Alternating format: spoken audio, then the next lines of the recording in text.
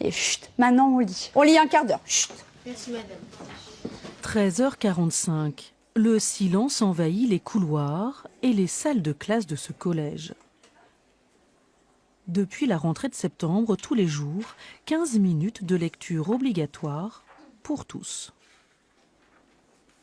Au début, je trouvais ça un peu bizarre, mais au final, c'est pas mal et j'aime bien. Parce qu'on n'a pas toujours le temps de lire chez soi. Ça nous permet de lire plus et aussi de lire plein d'autres choses et d'en parler avec nos camarades. On prend le livre qu'on veut, du moment qu'on lit, c'est le principal. Les élèves ramènent leurs livres, BD, mangas, romans, revues, ils sont libres de choisir. C'est Claire Lelouarn, professeure de français, qui a emmené toute l'équipe éducative dans cette aventure. Et après quelques semaines, tout le monde constate que ce moment de calme est bénéfique. Sur la concentration. En général, si on enchaîne avec une évaluation ou une dictée, ils sont tout de suite bien concentrés, plus rapides aussi dans leur... tout simplement dans la lecture des textes, dans la lecture des consignes, oui.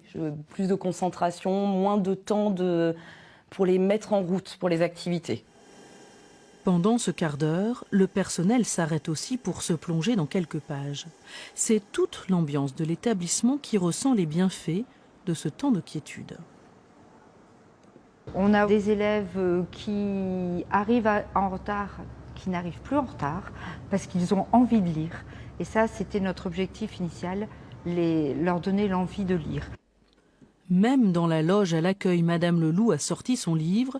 Depuis que le collège s'est lancé dans l'opération Chut, on lit, la médiathèque de la ville a constaté une hausse de sa fréquentation.